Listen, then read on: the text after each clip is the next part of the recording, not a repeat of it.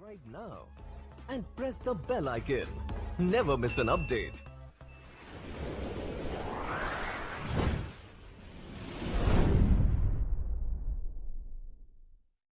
आज की वीडियो में हम क्लास 12 हिस्ट्री का चैप्टर 4 देखेंगे, विचार, विश्वास और इमारत। इसमें गौतम बुद्ध, जैन बुद्ध, महावीर स्वामी, ये सभी चीज़ों के बारे में हम आज पढ़ेंगे। तो पहला पॉइंट है, ईस्वी पूर्व 600 से ईस्वी संवत 600 तक सांस्कृतिक विकास जानने के कौन कौन से स्रोत हैं। तो आंसर निम्न स्रोत है। पहला ग्रंथ, जैन धर्म और बौद्ध धर्म के ग्रंथों के बारे में पता चलता है, अर्थात महावीर स्वामी और गौतम बुद्ध जो अलग अलग धर्मों से संबंधित थे। महावीर स्वामी जैन धर्म से संबंधित थे और गौतम बुद्ध बौद्ध धर्म से संबंधित थे, तो ये सभी के बारे में पता चलता है इसमें। दूसरा था पुरातत्व, इसमें अभिलेख, इमारत, सांची के स्तूप की जानकारी मिलती है। अभिलेख वैसे लेख होते हैं जो पत्थरों पर, दीवारों पर, स्तंभों पर आदि पर लिखा जाता है, उसे अभिलेख कहते हैं। अगला दूसरा क्वेश्चन है, सांची कहाँ स्थित है। तो सांची यह भोपाल से 20 मील उत्तर पूर्व की ओर पहाड़ी में तलहटी की स्थित है। यह एक प्राचीन अवशेष का भरमार है जिसमें बौद्धकालीन तोरण द्वार मूर्तियां मिली है। अगला तीसरा है, उपनिषद में किस प्रकार के विचार मिलते हैं। तो निम्न प्रकार के विचार मिलते हैं। पहला, पुनर्जन्म, लोग जीवन के बाद, मृत्यु के बाद जीवन की संभावना रखते थे, अर्थात पुनर्जन्म के बारे में समझना चाहते थे। जन्म के बाद मृत्यु, मृत्यु के बाद फिर से जन्म लेना, ये सभी चीज़ों के बारे में ये लोग जानना चाहते थे। दूसरा, अभिव्यक्ति करना, लोग परम यथार्थ की प्रकृति को समझना चाहते थे, अर्थात अभिव्यक्ति करना चाहते थे। तो प्रकृति और मानव के बीच एक संबंध था जिसे जानने की अभिव्यक्ति कर रहे थे या जानना चाहते थे।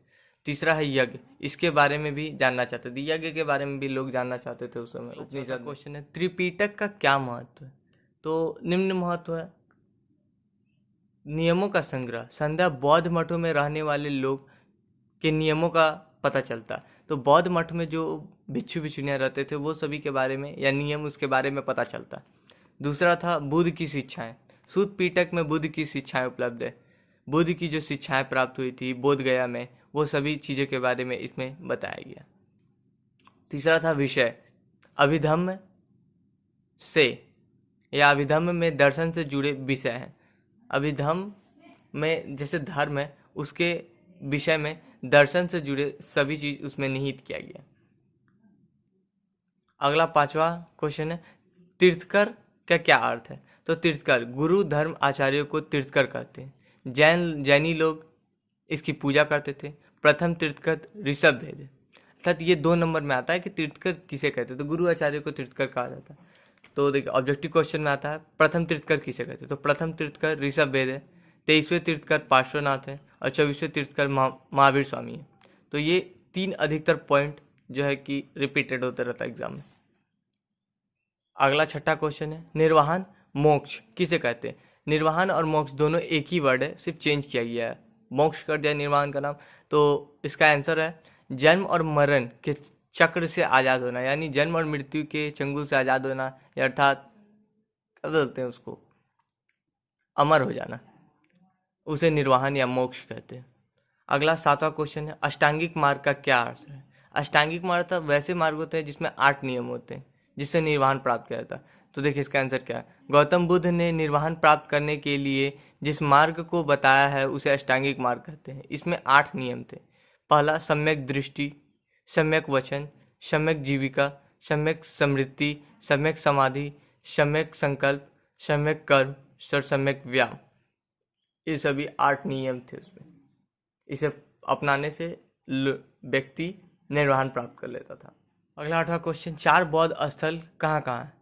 तो निम्न जगहों पर 4 बौद्ध स्थल है। पहला है लुम्बिनी, यह नेपाल में है जहाँ पर बुद्ध का जन्म हुआ था। बुद्ध का जन्म नेपाल में हुआ था, अर्थात लुम्बिनी में हुआ था। दूसरा था बोध गया, यह बिहार में है जहाँ गौतम बुद्ध को ज्ञान की प्राप्ति हुई थी। तीसरा है सारनाथ, यह वाराणसी उत्तर प्रदेश में है जहाँ पर बुद्ध को ने अपना प्रथम उपदेश दिया था, यानी शिक्षा दिया था लोगों को। चौथा है कुशीनगर, यहाँ उत्तर प्रदेश में है जहाँ गौतम बुद्ध ने मृत्यु प्राप्त की थी। अर्थात गौतम बुद्ध ने जन्म से लेकर मृत्यु तक जिस जिस स्थान पर गए वो सभी बौद्ध स्थल थे। जो 4 जगहों पर अधिकतर उनका फेमस था या प्रचलित था, वो 4 बौद्ध स्थल था वहाँ। अगला 9वां क्वेश्चन है, सांची के स्तूप के अवशेषों को यूरोपियनों से कैसे बचाया गया? यूरोपियन जो लोग थे वो सांची के स्तूप जो था उसको कैसे बचाया गया? तो निम्न कारणों से बचाया गया। पहला, संग्रहालय। 19वीं शताब्दी में यूरोपियन ने सांची के स्तूप को लेकर काफ़ी दिलचस्पी थी, यानी बहुत उनका मनोभाव था कि सांची के स्तूप को लेकर यूरोप जाएंगे। लेकिन फ्रांसीसी इसके पूर्व तोरण द्वार को फ्रांसीसी संग्रहालय ले जाना चाहते थे। दूसरा पॉइंट है, स्तूप को नहीं दिया।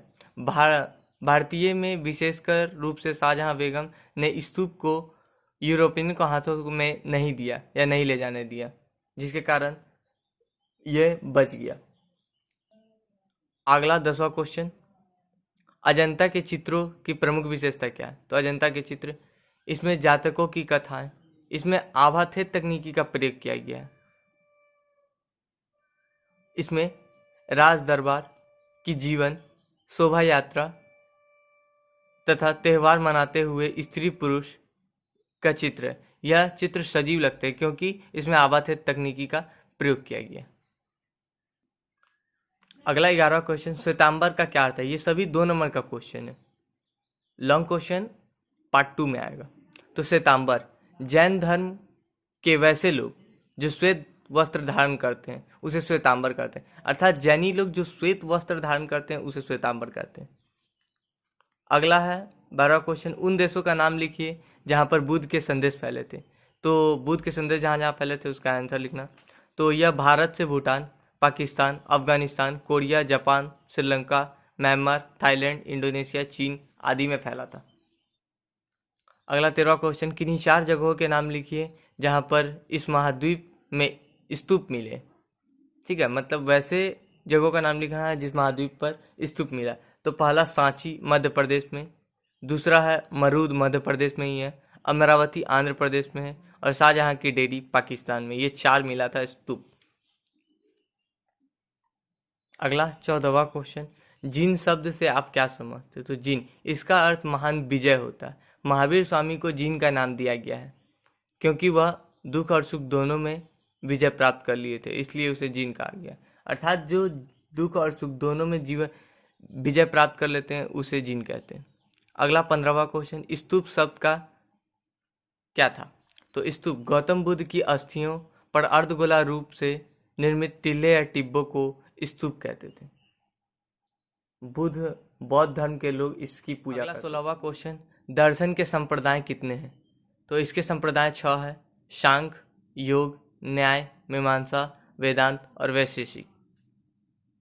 अगला है 17वां क्वेश्चन, सांची के स्तूप का निर्माण किसने कराया? यह 1 नंबर में आता है, तो सम्राट अशोक ने करवाया था। अगला 18वां क्वेश्चन 2 नंबर का है, बिहार से आप क्या समझते हैं?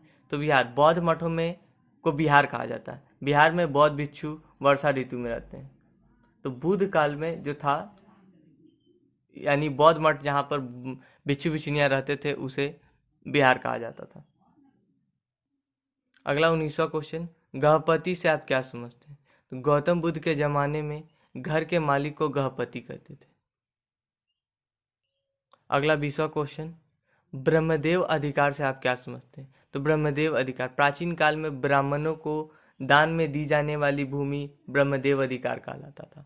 यानी ब्राह्मणों को भूमि दान दे देना ब्रह्मदेव अधिकार कहलाता था। अगला 21वां क्वेश्चन, काम का क्या अर्थ है? शारीरिक सुख भोग को काम कहते हैं, यानी काम करके शारीरिक सुख हो उसे काम कहते हैं। कर्म का क्या अर्थ है?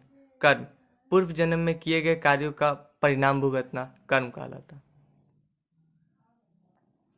अगला 23वां क्वेश्चन, महापात्र पद का क्या आश्रय है? तो महापात्र, गौतम बुद्ध के जमाने में राजा की सहायता हेतु छोटे छोटे अधिकारी होते थे, उच्च अधिकारी को महापात्र कहते थे।